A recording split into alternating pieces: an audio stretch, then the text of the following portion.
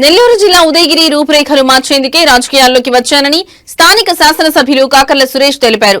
అభివృద్ధికి ఎవరైనా అడ్డొస్తే తొక్కుకుంటూ వెళ్తానని ఘాటు వ్యాఖ్యలు చేశారు. పార్టీలో ఉంటూ గుంటనక్కల్లాగా గోతులు తవ్వేవారి తాట తీస్తామని హెచ్చరించారు. అధికారం చేపట్టిన తర్వాత 300 కోట్ల రూపాయలతో అభివృద్ధి చేశానన్నారు.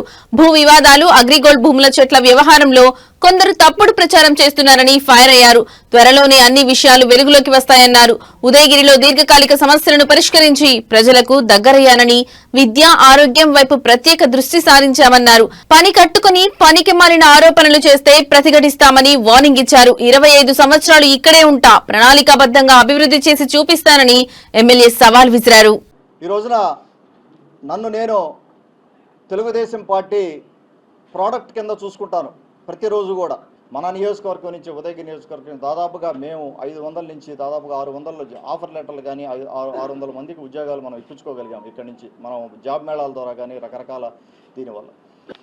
ఒకసారి మనం మన డెవలప్మెంట్ వైజ్ చూస్తే ఉదయగిరి నియోజకవర్గంలో దాదాపుగా 300 కోట్ల రూపాయలు డెవలప్మెంట్ చేసుకోగలిగాం ఈ 18 నెలల్లో కూడా.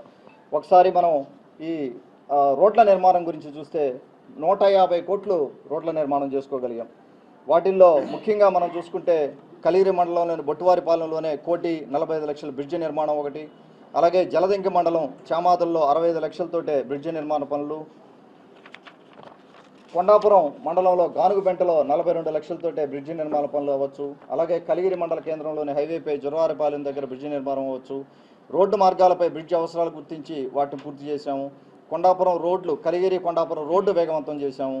జలదంకి నుంచి తెల్లబాడు రోడ్డు అవ్వచ్చు, వింజమూరు నుంచి చాకలకొండ రోడ్డు అవ్వచ్చు, వింజమూరు మండలం చాకలకొండ నుంచి ఉరుకుంటపాడు మండలంలోని తిమ్మారెడ్డిపల్లి వరకు 2.5 crores ఒకటి, అలాగే కొండ్రపెట్టకుంట నుంచి బ్రాహ్మణకాక అడ్డ రోడ్డు పోయా ఆ రోడ్డు ఒకటి.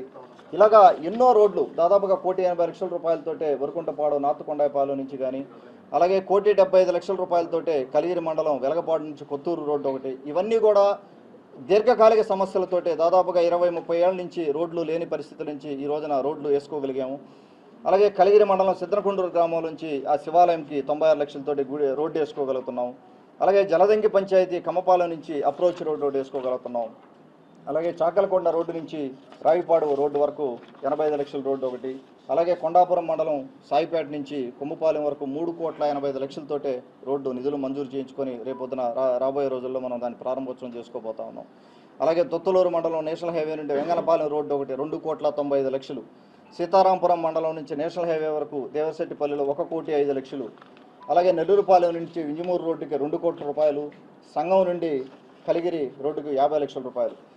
ముఖ్యంగా ఈ 3 రోడ్లు, నెల్లూరుపాలెం నుంచి వింజమూరు రోడ్డు, కలిగిరి నుంచి సంగం రోడ్డు, అలాగే మన నందవరం నుంచి ఉదయగిరి రోడ్డు డబుల్ రోడ్ చేయాలనే ఉద్దేశంతో నేను అధికారంలోకి వచ్చినప్పటి నుంచి కూడా దానికి తగ్గ ప్రయత్నం మనం చేస్తూ ఉన్నాం.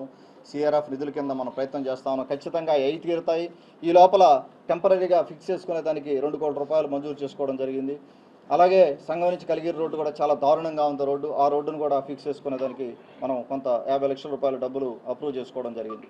కావల నుంచి కొండాపురం రోడ్డు ఒకటి 1,30,00,000 రూపాయలు. అలాగే నరేగా నిధులతోటే మనం దాదాపుగా 46 కోట్ల రూపాయలు 2 ఆర్థిక సంవత్సరాలకు గాను 46 కోట్ల రూపాయలతోటే సీసీ రోడ్లు వేసుకోగలిగాం అన్ని విలేజ్ల్లో కూడా. ఈ విధంగా రోడ్లు ఇన్ఫ్రాస్ట్రక్చర్ వైపు చూసుకుంటే ఈ నేషనల్ హైవేలు కాకుండానే ఇవన్నీ కూడా మనం